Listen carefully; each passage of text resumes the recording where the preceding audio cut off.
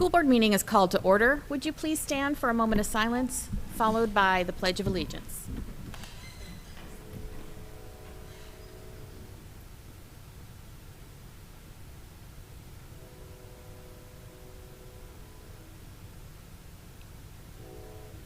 I pledge allegiance to the flag of the United States of America and to the republic for which it stands, one nation, under God, indivisible, with liberty and justice for all.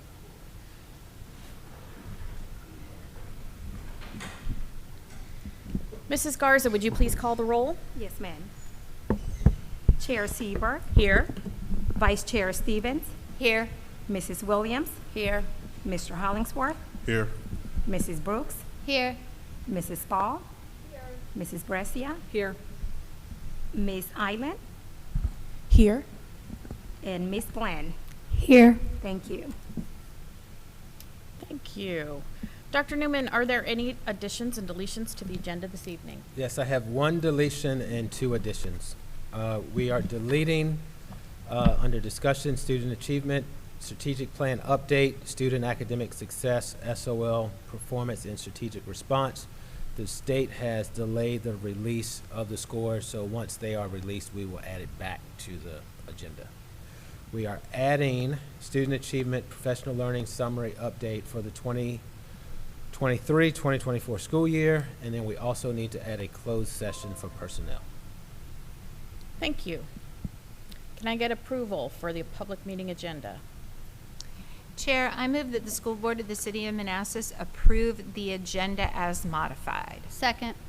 I have a motion by Vice Chair Stevens, second by Mrs. Brooks, that the school board of the city of Manassas approve the public meeting agenda as modified. Is there any discussion? All in favor? Aye. Any opposed? Motion carries 7-0.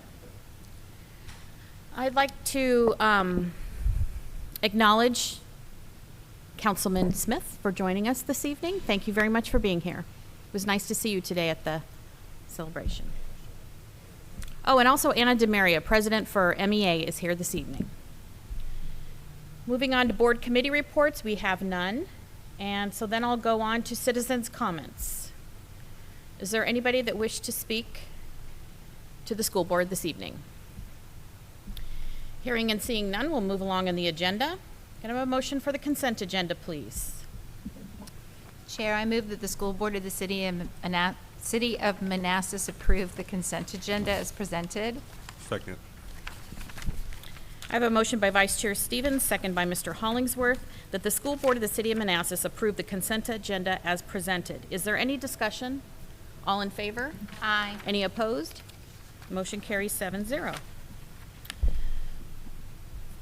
Moving along to our discussion agenda, student achievement. And Ms. Katie Keegan and Mr. Gefeller will be presenting.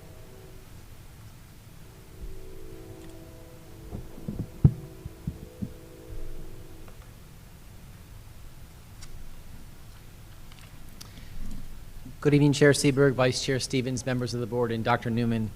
This evening we'll be sharing an update on several professional learning events that took place during the first 2 weeks of August as we welcomed our MCPS staff back for the 23-24 school year. Before I turn it over to Ms. Keegan, I just want to take a minute to thank all the members of our professional learning team. The goal that we have here in Manassas City is to engage staff in learning, then intentionally provide ongoing support through the implementation process that will enable staff to reflect, adapt as needed, and really support our students in the classroom. Each member of this team plays a critical role in the process and provides multiple layers of support at the division and school levels. And this incredible team that we have here in Manassas City is led by an incredible director, Ms. Katie Keegan, and I want to ask her to then come forward, and she's going to talk a little bit about the professional learning that has happened over the last few weeks.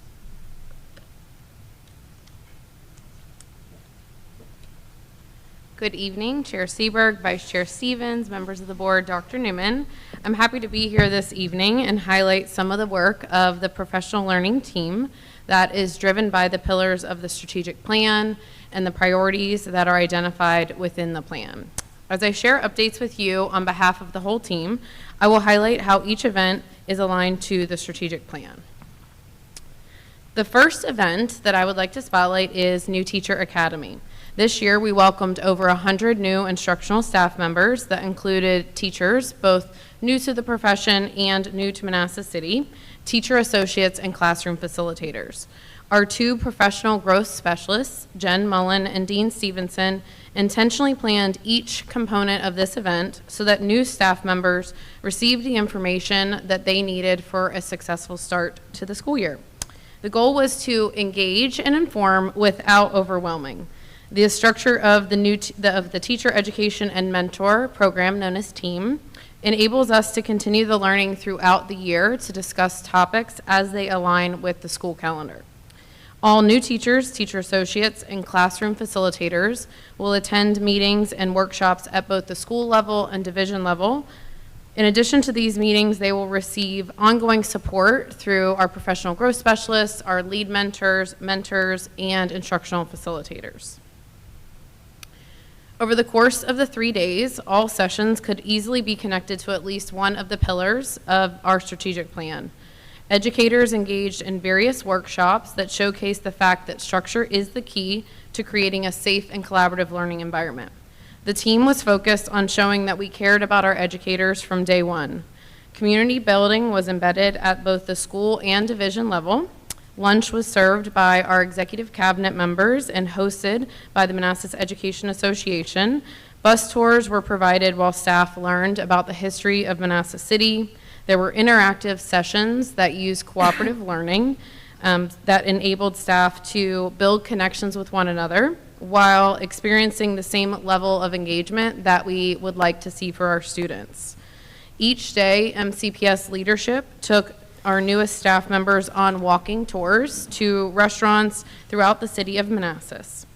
Information on key instructional tools and platforms was shared so that staff knew how to access and navigate those when planning instruction for their students. In addition to sessions provided by the professional learning team members and instructional technology training specialists, there were content-specific sessions so that relevant information could be shared with smaller groups of staff, such as our special education teachers, ESOL, CTE, Fine and Performing Arts, and our counseling department. All 3 days were planned in a way to provide a strong foundation for educators new to Manassas City so that they could engage with their colleagues when they returned the following week. We kicked off the Welcome Back Week for all staff with convocation. This year's event focused on the fact that all students are our students. Instead of each school having their own shirt, all staff were provided shirts with the same message on the back to emphasize the fact that we are one MCPS community with a common goal of student success. Connecting back to our why was also a focus for this year's event, which was highlighted in the video that featured many of our staff and students. Our staff enjoyed seeing our why, which was our students, on stage and hearing the talents of our very own colleagues. As we moved into the division-wide professional learning, the focus remained on building upon the work that we had done last year through A Cycle That Works. This visual was shared at the last school board meeting, and I want to reiterate that the workshops provided on cooperative learning and high-quality Tier 1 instruction directly connect to the strategic priorities of inclusive practices in instructional planning and delivery. The learning from these workshops will come to life through intentional and collaborative planning that happens throughout all of the components of A Cycle That Works.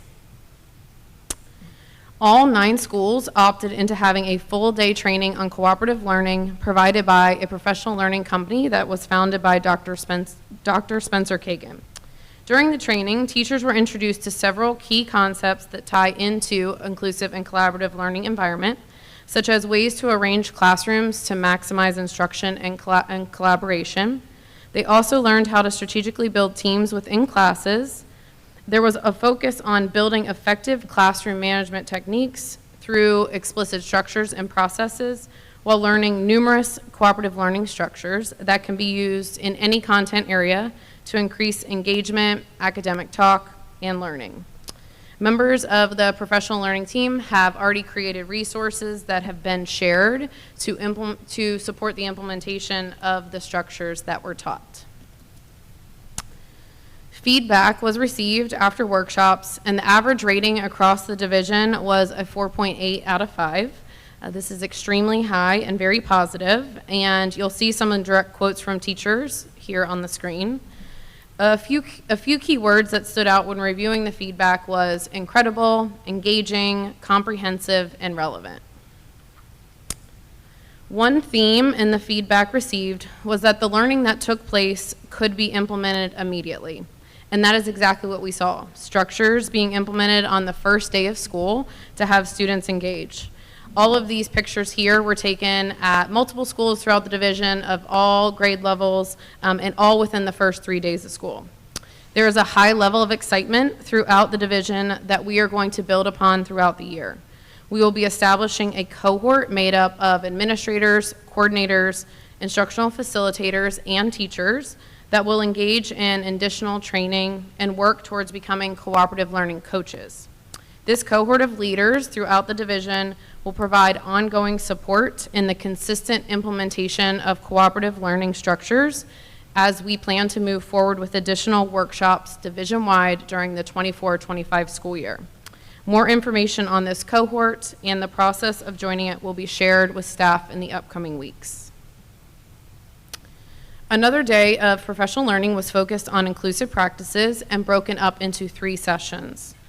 One session, titled All Students Are Our Students, focused on why inclusion matters and how to differentiate instruction to meet the needs of all students. The goal was for staff to leave with tools that they can immediately put into place to support all students in their classrooms. Another session, called Multi-Level Instruction, focused on using intentional planning, scaffolding, and accommodations to meet the needs of diverse learners in classrooms. The goal for this session was for staff to gain a better understanding of the difference between different types of accommodations and modifications and when to use them. The session focused on the WIDA English Language Development ELD standards, explained how the ELD standards inform the design of curriculum and assessment. The goal was for staff to explore the process of creating language objectives for all content areas to support all academic language learners. As you can see, the feedback received from staff shows that these goals were met and that each session laid a strong foundation that can be built upon throughout the year. The professional learning team is working collaboratively with our student services department to pull together key information and strategies from all 3 sessions so that teachers can easily access that information and incorporate it while collaboratively planning differentiated instruction. And this is just the beginning of our work this year, and the professional learning team is dedicated to supporting all staff as we continue to focus on meeting the needs of all students, because all students are our students. So I thank you so much, and I'm happy to take any questions that you have. Thank you, Ms. Keegan. Any questions from the board? I don't have a question. I have a comment. I would like to just commend you all for the robust and innovative programs that you provided for our staff and teachers, especially the inclusive practices programs. I know it takes a lot of time to put these together and to implement them, and also for teachers and staff to then attend them, but it's so important for these to happen, for us to grow and be able to move forward. So thank you. Thank you. Thank you, Mrs. Brooks. Anyone else? Mrs. Williams? Welcome back. Thank you. Yes, thank you so much for the presentation.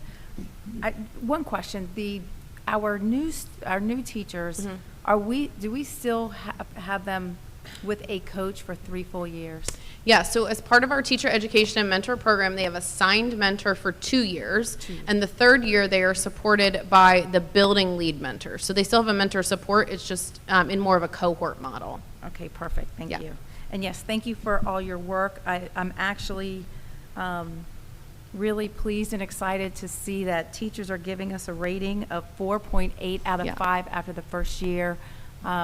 Anybody who might be watching, or the people out there in the audience, we really anticipated this to be a work in progress for at a minimum of 2 years.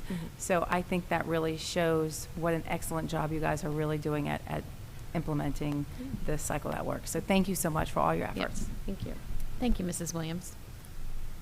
Mrs. Spall. Yes, thank you, Ms. Keegan.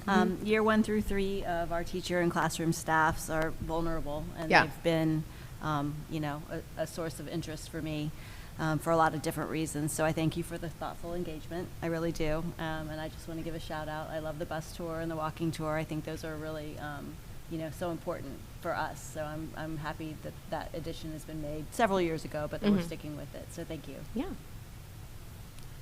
Mrs. Brescia, did you have any questions or comments? Yes, I did. Thank you very much for the good presentation. Prior to, so we did the Kagan method this year for collaborative learning. Prior to that, what were we using?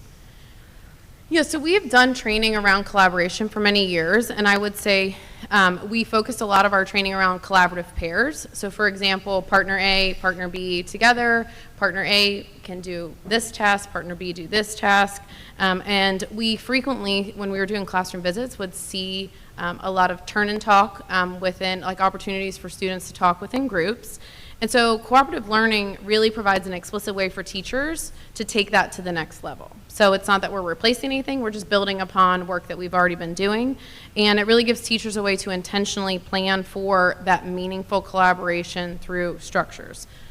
So for example, if I gave the example of a turn and talk, so it's similar to in a turn and talk, but instead of saying turn and talk to your neighbor, it might be giving both people within the partnership an opportunity to silently reflect on the question, and then giving a time amount for partner A to share and then a timed amount for partner B to share. So it just provides an opportunity for equal participation, and it really just gives all students the opportunity to build their social skills and to collaborate in meaningful ways. So how are we going to measure whether the Kagan method is the method for us? Are we going to, how are we keeping track of the success of this? Yeah, I mean, I think initially, as we were in classrooms, as we were all visiting classrooms throughout schools, we could see just the engagement of students working together, moving around the classrooms, all collaboratively working on tasks together. And so we'll continue to do that. But as we move forward with this cohort that I mentioned, that's where we want to build this infrastructure across the division of support so that there are leaders within each building that have a deep understanding of cooperative learning so that they can even then go and coach teachers as they're implementing structures. And so I think that will continue to build our capacity across the division, and it'll help us to have a sense of what's happening within each classroom and how these structures are being utilized and the effectiveness of them.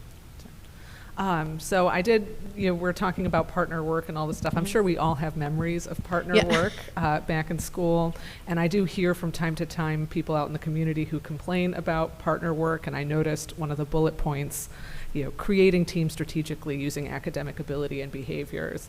And I have from time to time heard from parents who are not super happy about some of the pairings that their kids receive. People might be under the impression that their child is high achieving and well behaved, and might not like it if they're paired with somebody who does, So I want to give you an opportunity to maybe address that feedback. Okay, so, cooperative learning really provides a way for all students to have roles and responsibilities when working within a group. And the intentionality behind the planning of that, I think, helps all students to have a part of the process, and it would limit any one student from really taking on a major role within a group. And every member of the group is able to contribute in a meaningful way so that they can all learn from each other. And really, when I think about our pillar of our strategic plan of inclusive and collaborative learning environment, I think that this is a perfect example of how we're striving to provide high quality learning experiences for all students. And teachers can group students in a variety of ways for a variety of purposes, depending on what the task is, and really it all comes back to those relationships that they're building with students and that the students are building with each other. And so I think it provides us a way to have students interacting in a very structured and intentional way so that they're all just continuing to learn from each other. You mentioned relationships, and that reminded me, the facilitators that you listed on the second slide, whatever that was, they work directly in the classroom? Yes, so they work directly. They are based at a school, and they work directly with teachers. So they are with them in their CLT meetings as they're planning instruction, and then they also are in classrooms with teachers, yes. And does this collaborative learning, all of this that we're trying to do with our classroom facilitation, all that stuff, are we anticipating that this has an impact at all on overall student behavior, overall classroom orderliness? Yeah, I think ultimately when we increase student achievement or in student engagement, we are increasing attendance, which then also increases student achievement. We're giving students a role within the learning and this purpose that I need to be there because I'm a part of this group. And so ultimately that should impact our student achievement. I just want to add as well, is part of the structures that we use are also for community building. And so we're building social skills, we're building communities within those classrooms. And so making sure that students are feeling like they're welcome, that they belong, that they have a relationship with their peers, but also a relationship with the adults in that classroom. And so it's not just an academic component, but it's a social, emotional component to make students feel like this is a place where I want to be, that I'm learning, that I'm engaged, I'm not sitting in a desk being bored. And I think those things all have an impact on behaviors. And so part of this is not just an academic, but all ties into academic, but also a social and emotional component. Thank you. One last question. I did appreciate all of the very positive feedback that you highlighted on page 9. It's a very high average rating, and so I'm happy that this went so well. Was there any feedback that we received that was negative or neutral that will cause us to do something differently next year? Yeah, so we always look through all feedback when we are reflecting on a session and planning for upcoming sessions. I will say there wasn't much of a trend because there was very little in regards of negative feedback.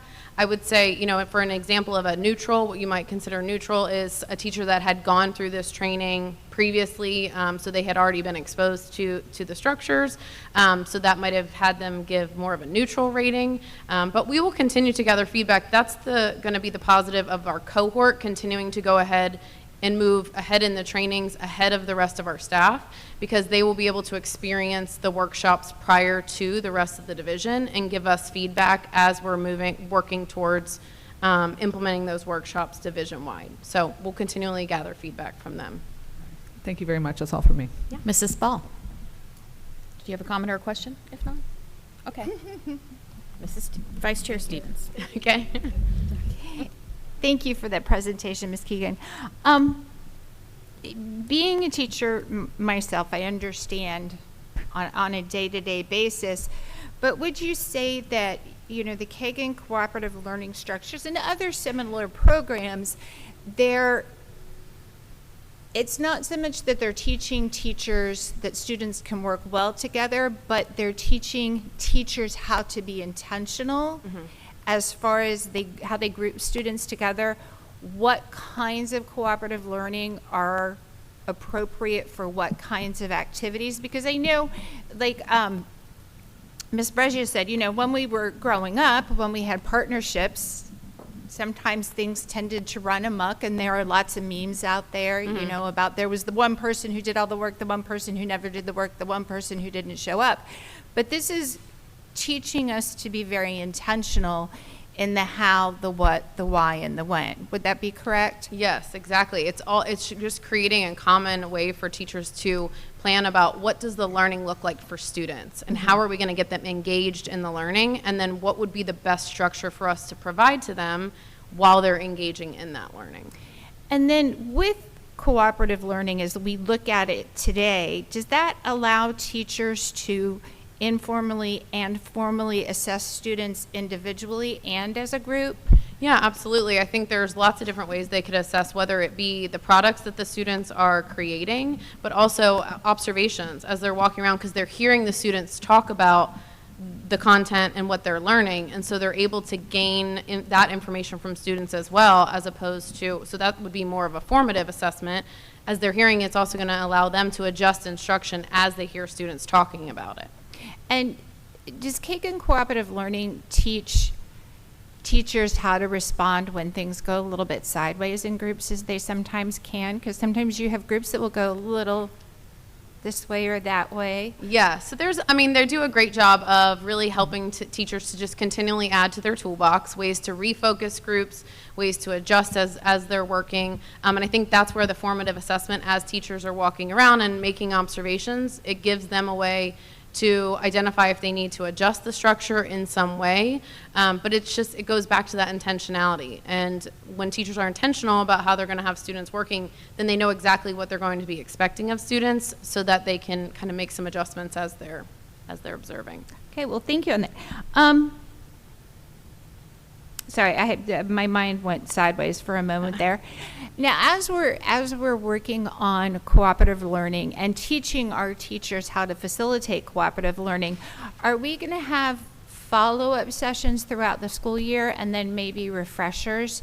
Because I know sometimes when we get training at the beginning of the school year, we get all these great ideas and all these tools, but sometimes if we don't have those refreshers, those follow-up trainings, we tend to get back into our old habits. So do we have a way that we can support our teachers to make sure that we keep heading down that path?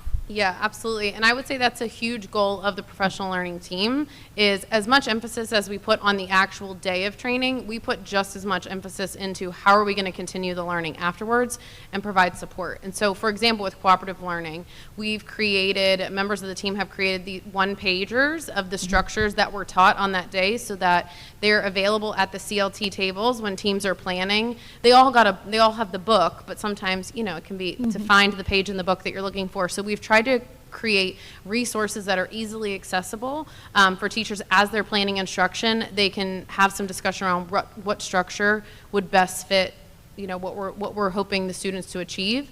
But also that's why we want to have this group of our administrators, our instructional facilitators that are in with teachers, planning instruction, as well as our content coordinators, and having teachers from every school go through additional trainings this year in advance of the rest of the division, because they're deepening their understanding of cooperative learning, and they're going to be able to share some of that learning with their colleagues as we prepare to go into another workshop next year. So we're trying to have multiple layers of support and to keep the conversation going. That's why we feel like it feels though it's really important that we're building the capacity of teams within schools so that it's not just dependent on myself or the professional growth specialist, that we have people across every building that can really help to support teachers in implementing these structures. Well, that's a great thing to have, and it's nice that you're going to have people in every building and you're creating those one-pagers, because, so often we get books that have lots of great ideas in them, but you can't carry a book around a classroom and you can't hang a book up on the wall. Whereas if you have a one-pager, and a one-pager is a one-piece document that's usually a graphic. It's got a lot of visuals, so you don't have to do a lot of deep reading. So I think that's really great. And I had another question, but honestly, I think I forgot what it was, but that's okay. Now, the instructional facilitators, they're trained on cooperative learning strategies. So let's say I'm a teacher in a classroom and I'm really struggling with my cooperative groups. And I'm feeling like it's not supporting classroom behavior management. Can I ask one of my instructional facilitators to come into the classroom, hey, can you observe? Can we meet maybe afterwards, and can you share some ideas, some tips? And I mean, is there a concern that might be a little bit judgmental, or that the teacher should worry that the instructional facilitator is going to go back to the administrator, or is that very much so a non-judgment? Yeah, I would say, the goal of professional learning team is to be a form of support. We are not evaluators. So that's the beauty of our work, is we get to support teachers in implementing their learning. I would say a couple things. In regards to the instructional facilitators, teachers have a very close relationship with their instructional facilitator because they meet with them multiple times a week, and they truly have become part of their teams. So I would say that they would not feel as though that was an evaluative situation. I think they would all feel comfortable with that. But we have 9 people that went through the full Kagan training. So some are instructional facilitators, our professional growth specialists, A couple content coordinators, they went through the full training last year to vet it and to make sure that it would be a great fit for us.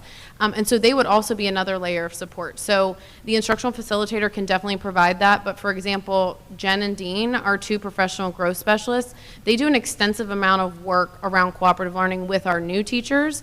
And they are the ones that are really helping us to lead in regards to building out the supports. So they could also come in and work with a teacher around implementing this structure. But that's where we're trying to build out more coaches throughout the division so that we have groups of coaches in every school that could come in and support teachers as they're implementing, because the coaching approach through the Kagan model is to be coaching on the spot. Like as they're implementing the structure, they're doing it with the teacher, they're providing support, they're providing feedback, they're working with the students, because it's just as important for the students to understand the structure as it is for the teacher to understand the structure. So we already have supports in place, but we're looking to grow that. That's why we're waiting for the day 2 of the workshop until next summer, so that we can build that infrastructure of support in every school before we go into the next workshop. And this may be a Dr. Newman question, I'm not sure. If we have teachers who really say, I love this, Yeah. and I want to go out and do the full training, do we have a way that we can allow them or give them the opportunity to participate in the full training? Yeah, so that will be an opportunity. So we are going to put information out to teachers. If they're interested in continuing with the training this year, they can apply to be a part of our cooperative learning coaches cohort. So that means they have a strong interest in this. They can go ahead and go through the workshops this year with this cohort.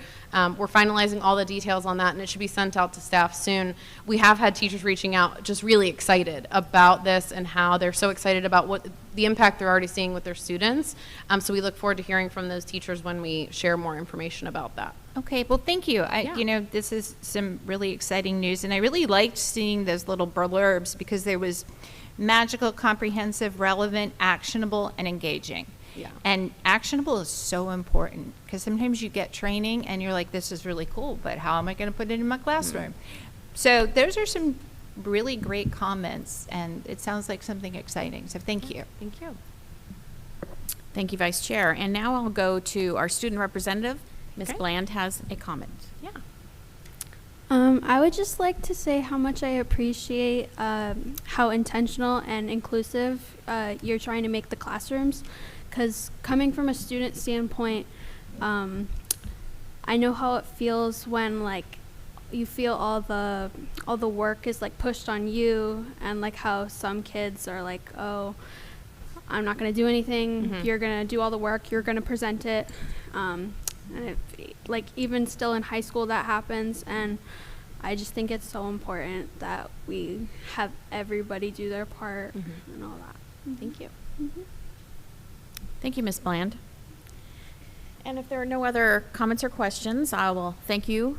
And thank you, Ms. Keegan and Mr. Gefeller. And thanks to your whole professional learning team of Ms. Wilkowski, Ms. Mullen, Mr. Stevenson, and Mrs. Loach. We appreciate it. Thank you.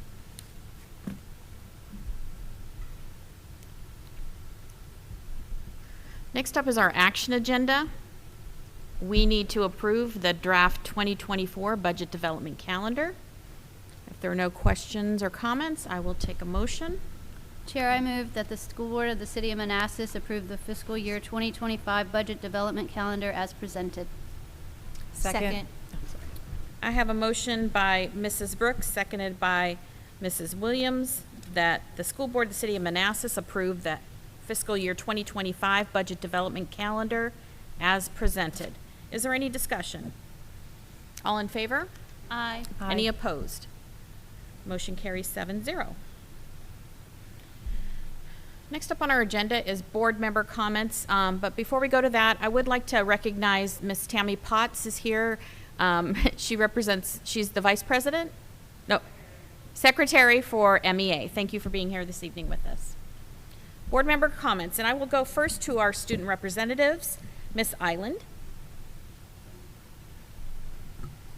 Good evening and welcome back to another exciting school year. I hope everyone had an amazing summer and we are now ready to buckle in. I'm glad to be back this year and would like to remind everyone to take care of yourself and try your best. I'd also like to do a quick shout out and welcome my fellow school representative, Miss Ashley Bland, to the panel. And just as a reminder to everyone out there, We have a few events this year, so please check your emails for newsletters. Thank you, Miss Island. Miss Bland. Good evening. My name is Ashley Bland, and this is my first year being a student representative. I would like to express how thankful and excited I am to be here, and I can't wait for this school year.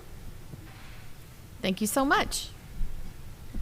Mrs. Williams, do you have comments this evening? Yes, perfect. Well, Ms. Bland, I'm excited to have you with us. So I'm really excited to see the both of you thrive this year. And I just have 2 comments about the new school year coming up. I want every student to just to simply try their best. And we're all here for you. We're all here for you. And you've got this. Also, remember, I know we've been in for almost a week. However, buses are on the roads. Please pay attention and let's don't pass buses. It's been exciting as I walk in the morning to look at so many students at the bus stop. I can't tell if they're middle school or high school these days, but they even are talking to each other, and there seems to be some excitement in the air. So I'm thanking all the teachers for your continued commitment to the students, and you're making a difference. Have a great year. Thank you, Mrs. Williams. Mrs. Brooks. Yes, welcome, Miss Bland and Miss Island. We're happy to have you guys here. It's been, lonely this summer without having our student representatives with us, so welcome back. And welcome back, everyone, to school. It's been a wonderful couple of weeks going to open houses at all the schools and seeing all the happy faces and excitement in the air. I had a great time on the first day of school welcoming students and seeing teachers, and I'm just excited to see all the great things that are happening in Manassas City Public Schools. Thank you. Thank you, Mrs. Brooks. Mr. Hollingsworth. I just wanted to welcome the student representatives as well. Welcome. And I just wanted to reiterate my support for a cycle that works. And I just want to thank all the administrators out there for all the hard work you do. And I look forward to a positive school year. Thank you. Thank you, sir. Ms. Brescia. I also want to extend my welcome to the student representatives. We're all happy to have your perspective up here. It's very, we are not students, so we're happy to have you here to share that with us. It is back to school, as everybody noticed. I'm glad that everybody's having fun, not me. I was crying because my daughter started kindergarten. We're very excited. I did want to say, it's early. We got to start setting those alarm clocks, packing those lunches, but even if you're a little tired, even if you're missing sleeping in, it is important to come on time every day. So, once you get into that routine, though, you'll be great. So I wanted to put that out there. And I finally wanted to address something that came up for me over the weekend. I received a lot of messages and a lot of feedback from many of our families who have children in our virtual classrooms. I want to say that I hear you. I'm very happy that you all got in touch. Please stay in touch. If you are watching now and you haven't gotten in touch, please do. This is something that I'm going to monitor carefully. It is one of our stated board priorities that we are committed to recruiting a high-quality workforce, and we're going to be working on it. So I just wanted to shout out to those parents who got in touch with me over the weekend. Please let me know how your school year goes. Please, everybody, let me know how your school year goes. I hope we all have a great one. Thank you, Mrs. Brescia. Mrs. Spall. Hello, everyone. I wanted to welcome everyone back from summer and let you know that over summer we have been busy at work. We've contracted an architectural firm and begun planning for a new dean. We've made significant headway on our educational journeys with students performing very well on PALS and other benchmarking that take place at the end of the school year. We were recently highlighted as at a VDOE seminar as a top performer in the state. So as we begin the school year, I want you to know that we were recognized in a corresponding review by the VDOE as exemplary, well-positioned, powerful, intentional, and a deliberate school division. We're making improvements on graduation rate, and we are sending the message at expulsion hearings that we're a no-nonsense board regarding poor behavior during the school day. We've successfully launched a new school year with loads of new and improved plans for success, many of which build upon the framework A Cycle That Works, which showed so much promise in the 22-23 school year. There are too many events to name right now about back to school, but there are many athletic teams that are starting, and I encourage you to follow them. I'd like to also welcome our new school board and returning school board reps, and I'd like to thank our facilities and Andy's team for, among other many things, some new libraries that are very cool, and I encourage you to check out. Thank you. Vice Chair Stevens. Thank you. And building on what Ms. Paul said about the libraries, I happen to have a 5th grader who got to go to the library for the first time yesterday, and I heard all about it, and it's going to be a very popular place with everything that it has and all the books that are there. And I also wanted to say, last Thursday morning, I was able to be at Osborne High School during morning arrival and see how the Evolve scanners are working and see how the students are doing going through them. And in my mind, I thought, well, it's going to be kind of messy because a lot of them are going to have forgotten how to go through the scanners, and there's all the 9th graders. And I have to tell you, the kids knew what to do. It was a well-oiled machine. Staff knew what to do. They had a system that got those kids through so quickly, and it was the second day of school. There was a little bit of a line outside, but the kids knew what to do. They figured it out quickly. The staff knew what to do, and I was really quite impressed. So a great shout out to all of the Osborne High School team that handles the scanners in the mornings. School is back in session. We have buses on the roads. We have children at bus stops. We have parents driving kids. We have walkers, and we have brand new drivers. One thing that we need to be extra careful about is our kiddos at the bus stops. Soon it's going to be dark when our first kids get on the buses, so please, as you're going to work, as you're going about your business in the morning, watch out for those kiddos on the bus stops. And if you do have kiddos who are going to be on the bus stop, just remind them how they need to behave at the bus stop, that they need to be safe. Because even though they can see themselves and they can see the cars may not be able to see them. So please make sure to teach your kiddos to be safe at the bus stops. And you be safe as you drive. It is the law to stop for school buses when they have the red stop sign out, unless you are on the other side of a divided highway. Another reminder, all school meals are free, breakfast and lunch, and dinners are available at Osborne Monday through Thursday night. So please, please, please make sure you get something to eat. And night school will be starting up soon. And as of last night, I think we were halfway full on our night school program. So that is September 5th.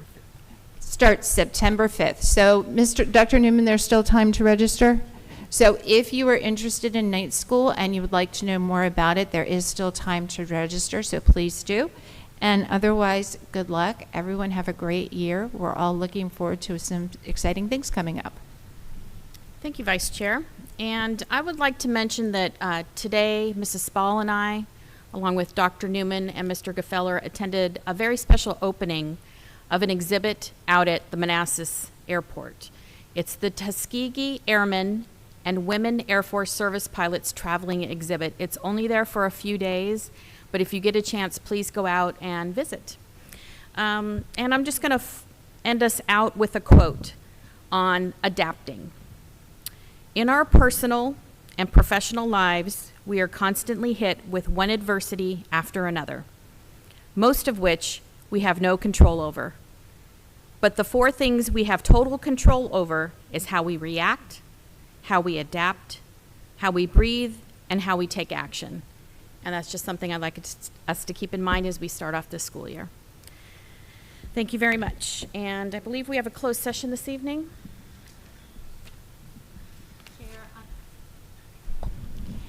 Chair, I move that the School Board of the City of Manassas enter a closed session pursuant to exemptions from open meetings allowed by Section 2.2-3711, Part A, Paragraph 1 of the Code of Virginia, 1950, as amended for the following purposes. 2.2-3711, Part A, Paragraph 1, discussion of personnel matter, PERS 2324-0151. Second.